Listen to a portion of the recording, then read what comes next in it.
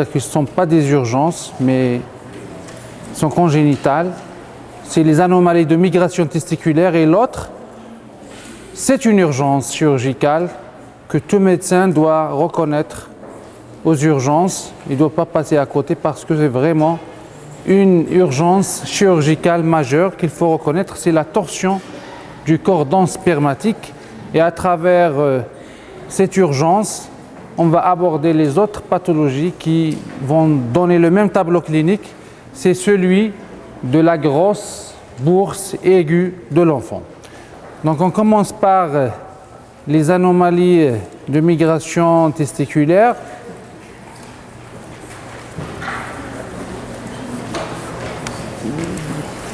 Les anomalies de migration testiculaire,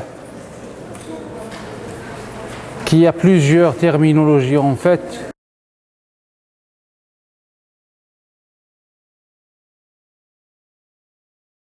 Donc, qu'il y a d'autres terminologies, à savoir les ectopies testiculaires, les cryptorchidies, les testicules non palpables, les bourses vides. Donc tout ça, ce sont des anomalies de migration testiculaire. L'essentiel dans ce cours, c'est de reconnaître d'abord un testicule océan qui n'est pas une pathologie. Il ne demande pas de traitement, c'est un état en fait anatomique qu'il faut surveiller simplement. Et il ne faut pas le prendre pour une cryptorchidie. Et aussi, il faut apprendre une démarche diagnostique correcte des anomalies de migration testiculaire. On va voir que chacun fait sa démarche de façon aléatoire. Il y a beaucoup d'aberrations, surtout concernant les examens paracliniques, parce qu'en fait, le diagnostic des anomalies de migration testiculaire, c'est avant tout clinique, surtout la palpation. Il faut savoir rechercher un testicule au niveau du trajet du canal inguinal. Et puis, c'était les indications thérapeutiques qui aussi reconnaissent plusieurs aberrations. On va revenir sur tout ça. Donc, testicules non distendus, anomalie de migration testiculaire, cryptorchidie, testicule impalpable, ectopie testiculaire, anorchidie. Tout ça, c'est des anomalies de migration testiculaire, sont des situations qui sont variables et qu'il faut en fait faire la différence de chacune d'elles pour les reconnaître de façon correcte. Donc chaque terminologie ou bien chaque terme médical est une entité qui est bien définie et qui fait partie de l'ensemble de l'ensemble des pathologies des anomalies de migration testiculaire. La cryptorchidie, donc on a déjà l'autre fois, j'ai parlé de la différence entre cryptorchidie et ectopie testiculaire, si en fonction du siège de l'anomalie, est-ce que c'est sur le trajet de migration normale du testicule ou bien en dehors du trajet normal. Donc quand c'est un arrêt de migration sur le trajet normal, c'est une cryptorchidie. Quand c'est en dehors, c'est une ectopie testiculaire. Et quand il n'y a pas de glande, c'est-à-dire il n'y a pas de formation de glande, c'est l'anorchidie. On va voir comment savoir est-ce qu'il s'agit d'une anorchidie ou d'un testicule qui n'est pas palpable. Parce qu'en fait, pas chaque testicule absent au niveau de la bourse est une anorchidie. Il ne faut pas faire cette confusion et cette erreur. Chaque fois que vous ne trouvez pas un testicule au niveau de la bourse, ce n'est pas une anorchidie. Ça peut être une cryptorchidie non palpable, parce qu'il y a des cryptorchidies qui sont palpables, c'est-à-dire quand on les palpe au niveau du trajet du canal inguinal, entre l'orifice profond du canal inguinal et l'orifice superficiel, ce sont les cryptorchidies palpables, mais il y a des cryptorchidies qui sont non palpables, c'est-à-dire que le testicule effectivement siège sur le trajet de migration normale du canal inguinal, mais il n'est pas palpable parce qu'il n'est pas incarcéré dans l'orifice profond du canal inguinal et par conséquent il est resté abdominal, c'est-à-dire intra-péritonéal, peut être latéro-vésical, il peut être plus haut près du rein, il peut être juste à l'entrée de l'orifice profond du canal inguinal, mais il n'est pas palpable. Il n'est pas palpable et il n'y a aucun examen complémentaire qui peut le localiser exactement. Même l'IRM ne peut pas le localiser exactement. Il y a un seul moyen qui est diagnostique et thérapeutique qui peut le localiser, c'est la laparoscopie ou bien la cilioscopie. C'est la laparoscopie ou la cilioscopie.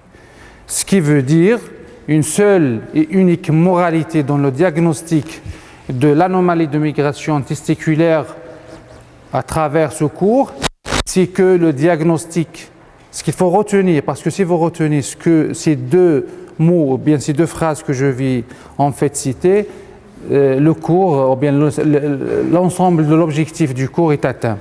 C'est que le diagnostic de la cryptorchidie est uniquement clinique, à travers, bien sûr, l'inspection et surtout la palpation pour rechercher le testicule. La deuxième moralité, c'est quand on ne trouve pas de testicule palpable au niveau du canal inguinal, ça ne veut pas dire une anorchidie, ça veut dire que c'est possible qu'il y ait un testicule et qu'il n'y a pas d'examen complémentaire à demander, ni l'échographie, ni la TDM, ni l'IRM, et que le seul moyen, c'est la laparoscopie, qui est à la fois diagnostique et thérapeutique. C'est-à-dire même, par exemple, parce qu'il y a des malades qui viennent avec une IRM, une TDM, une échographie, et qui parlent de testicules intra-abdominales et qui ne le localisent même pas, mais des fois, ce sont des histoires. Des histoires parce que quand le médecin ou bien le chirurgien rentre avec son endoscope, il ne trouve pas de testicules. L'inverse aussi est possible, c'est-à-dire que l'IRM, ou même la TDM, ou bien à moins niveau, l'échographie, dit qu'il n'y a pas de testicules et qui conclut à une anorchidie. En entrant avec l'endoscope, qui est l'optique de la laparoscopie, on trouve qu'il y a une glande qui est le testicule et qui peut siéger au niveau de la cavité péritonéale et qu'il faut abaisser, d'accord, par le même moyen qui est la laparoscopie. Donc, deux mots-clés dans les anomalies de migration testiculaire. La première, c'est la palpation. Il faut savoir palper dans différentes positions. On va revenir sur tout ça. Prendre du temps, palper une première fois, une deuxième fois, une troisième fois, dans différentes positions, de façon douce, parce que c'est une petite glande, une petite structure qui glisse entre les doigts du praticien. Et si on ne trouve pas, il ne faut pas conclure à une anorchidie. Il faut expliquer aux parents la possibilité d'une anorchidie, la possibilité d'un testicule intra-abdominal, la possibilité d'un petit testicule qui est hypotrophe. Ça veut dire qu'il y a un testicule qui existe et qui est normal, plus ou moins, soit c'est un testicule qui existe qui est anormal parce qu'il est petit, il n'a pas terminé en fait sa formation, soit qu'il n'y a pas de testicule. Donc il y a trois éventualités et pas une seule. Voilà, donc c'est la définition, parce qu'en fait, anorchidie, pour dire qu'il y a une anorchidie, il faut que le testicule ne soit pas présent, c'est-à-dire absence de testicule. Voilà, donc là je vous rappelle un petit peu l'embryologie de la migration testiculaire. On l'a déjà évoqué l'autre fois dans le chapitre des anomalies du canal péritoneo-vaginal, en fait, parce que la migration, le processus de migration testiculaire se fait en même temps que le processus de l'évolution du canal, ou bien du canal péritoneo-vaginal. Donc, comme vous voyez, il se forme d'abord près du rein, en rétropéritonéal, et puis il y a cette structure, le guibernaculum testis, que je répète, est l'élément guide et tracteur de cette migration. Et puis cette migration va subir, en fait, elle va se faire en trois étapes. La première, c'est la phase intra-abdominale, c'est-à-dire avant de s'engager dans le canal inguinal. La deuxième, c'est la phase inguinale. Dans le canal inguinal, quand je dis dans le canal inguinal, c'est entre l'orifice profond et l'orifice superficiel du canal inguinal. Et puis, la dernière étape, c'est la phase intrascrotale. Ça veut dire que, parce que même dans le scrotum, il y a des testicules qui descendent plus haut, c'est-à-dire ils ne descendent pas vraiment au niveau scrotal bas. Et donc, c'est la phase scrotale. C'est pour ça que cette migration se continue durant la première année. Et d'ailleurs, vous allez comprendre après pourquoi, devant une anomalie de migration testiculaire, il faut attendre au moins 6 mois, entre 6 mois et 1 an avant de conclure ou bien d'indiquer une chirurgie. Parce qu'il y a la possibilité de descente, que le testicule termine ou bien finit sa descente surtout durant les 6 premiers mois. Voilà. Pourquoi il y a une anomalie de migration testiculaire? Parce que ça dépend de plusieurs facteurs à la fois mécaniques et hormonaux. Mécanique, c'est quand le gubernaculum, qui est le guide de cette migration, est anormal. Parce que quand il est anormal, donc son rôle ou bien sa fonction ne va pas être idéale. C'est pour ça qu'il y aura cette anomalie ou bien de migration. La pression intra-abdominale, parce qu'en fait, à l'intérieur de la cavité abdominale, pour que cette migration se fait de façon aisée, il doit être positive. C'est-à-dire la pression intra-abdominale doit être positive. Et on va comprendre par la suite pourquoi, par exemple, l'anomalie de migration testiculaire est très fréquente dans certains syndromes polymalformatifs qui comprennent une pression intra-abdominale négative, comme le syndrome, on va voir ça après, je ne vais pas brûler l'étape, il y a des syndromes, mais de toute façon, ce qu'il faut retenir, c'est que chaque fois qu'on a la pression intra-abdominale insuffisante, il y a la possibilité de anomalie de migration testiculaire. Il y a une structure anatomique qui est le nerf génitocrural aussi, parce qu'il innerve le gubernaculum testis, et il y a les facteurs hormonaux, notamment les androgènes. Quand ils sont insuffisants, on a là aussi, ça favorise l'anomalie de migration testiculaire, que ce soit d'origine centrale ou bien périphérique. Centrale, c'est le diencéphale, c'est le diencéphale, et périphérique, c'est la glande elle-même, parce que les androgènes, ils sont à la fois sécrétés par, c'est-à-dire ils ont double origine, une origine centrale et une origine périphérique. L'origine périphérique, c'est la glande elle-même, le testicule. Donc, quand la sécrétion ou bien la production d'androgènes est insuffisante, donc on aura une anomalie de migration testiculaire. La même chose pour les inhibiteurs de l'appareil mullérien. Donc, ce sont les deux facteurs hormonaux qui, en fait, interviennent dans le processus de migration testiculaire. Une autre constatation, c'est en fait, c'est une constatation anatomique, c'est que le testicule gauche descend plus bas que le testicule droit, sans qu'il y ait d'explication. Mais dans tous les cas, tous les deux sont normaux. Ça veut dire même, il suffit que le testicule soit intrascrotal, c'est normal, que ce soit haut ou bas, donc c'est normal, mais ça c'est une constatation. L'anatomie, donc là je ne vous apprends rien, vous connaissez tout ça. L'anatomie du testicule et le circuit, l'appareil excréteur et sécréteur de cette glande, notamment les différents tubes et bien sûr cette structure qui coiffe le testicule qui est l'épididyme et bien sûr le canal déférent que tout le monde connaît qui est un canal très important pour l'homme. Il est le véhiculaire du sperme et donc quand il y a une anomalie au niveau de ce canal qui est le canal déférent, il y a possibilité de stérilité. Voilà. Donc ça c'est pour, et bien sûr, le gubernaculum testis, vous connaissez ce que c'est l'attache inférieure des testicules. Il faut savoir que le testicule a une triple attache. Il est attaché par 3 structures, ce qui fait qu'il ne se tord pas. Et les gens qui font la torsion testiculaire, ils ont une anomalie au niveau de l'un de ces 3 attaches. Les 3 attaches sont, premièrement, le cordon spermatique. Vous savez ce que c'est. Tout le cordon spermatique, c'est l'attache supérieure.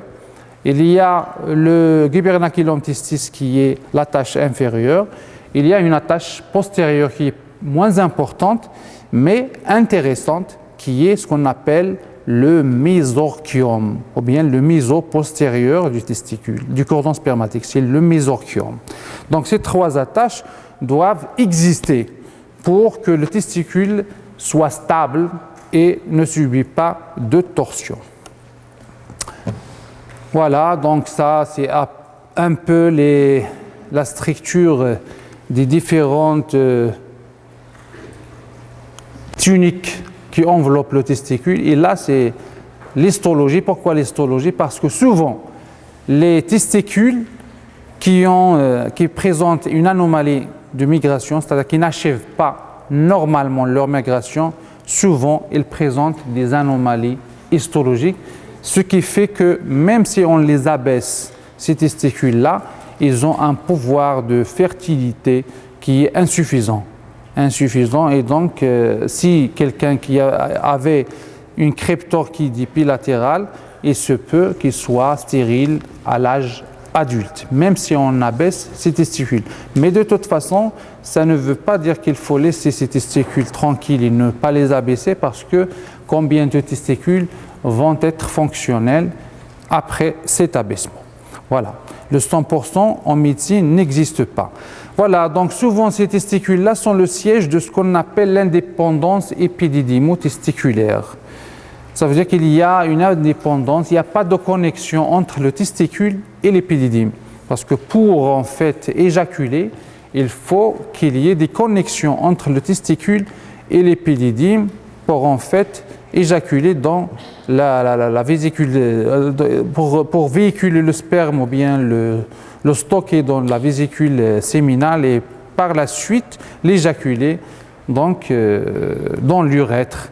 S'il y a une indépendance épididymotesticulaire, la production, même s'il y a une production de spermatocytes, il n'y aura pas d'excrétion de sperme et donc il n'y aura pas de fécondité. La même chose, il y a des anomalies de vaisseau. Souvent, ces testicules qui sont le siège d'anomalies de migration testiculaire ont des anomalies vasculaires, notamment dans la vascularisation testiculaire qui est insuffisante. Soit vous avez un cordon qui est court, soit vous avez des vaisseaux qui sont précaires, qui sont insuffisants, et donc c'est un testicule qui est candidat pour une hypotrophie ultérieure.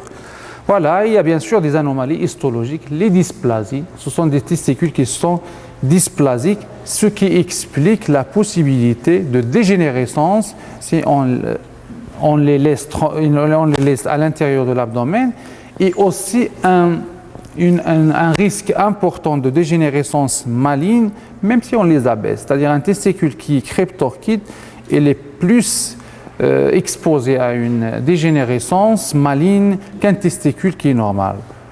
De façon plus simple, le cancer testiculaire survient plus sur les cryptorchidées, les anomalies de migration testiculaire. Donc là, c'est un schéma je pense que vous connaissez. C'est la différence entre cryptorchidée et ectopée testiculaire. Donc ce qui est jaune, c'est la cryptorchidée, et ce qui est les sites de la cryptorchidée, et ce qui est en orange, ce sont les sites de l'ectopie testiculaire. Donc c'est une pathologie fréquente, voilà, le côté droit il est plus atteint que le côté gauche. Il y a des cryptorchidées qui sont bilatérales, 10 à 20%. Il y a des antécédents familiaux qui sont plus fréquents. C'est une pathologie qui est plus fréquente en cas de prématurité. Et il y a aussi ce qu'il faut retenir, la possibilité de migration testiculaire spontanée durant les 6 premiers mois. Les étiologies, donc voilà, donc je ne vais pas revenir sur les étiologies, des obstacles mécaniques au niveau du canal inguinal, guvernaculaire-testique, tout ce qui est hormonal, voilà. Il y a aussi d'autres étiologies qui, bien qu'ils sont rares, mais ça existe, il y a les cryptorchidées iatrogènes. Les cryptorchidées iatrogènes n'ont rien à voir avec les cryptorchidées congénitales. Ce sont des testicules qui sont normaux, mais qui sont rendus ectopiques ou bien cryptorchides par le chirurgien. Je m'explique.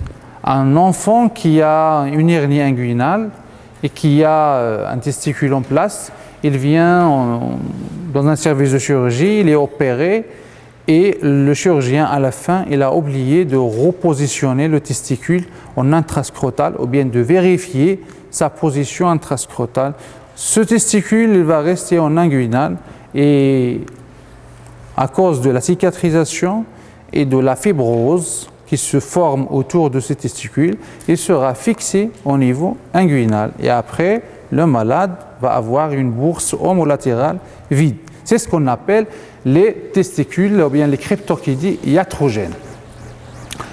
Et il y a aussi les testicules ou bien les cryptorchidées qui rentrent dans des cadres de syndrome malformatif. Comme vous voyez ici, il y a le syndrome de Noonan dans cette photo qui montre cet enfant qui est très grêle parce que le syndrome de Noonan, c'est un syndrome génétique voilà, qui comporte autre que les anomalies de migration testiculaire, les petites tailles, tout ce que vous voyez.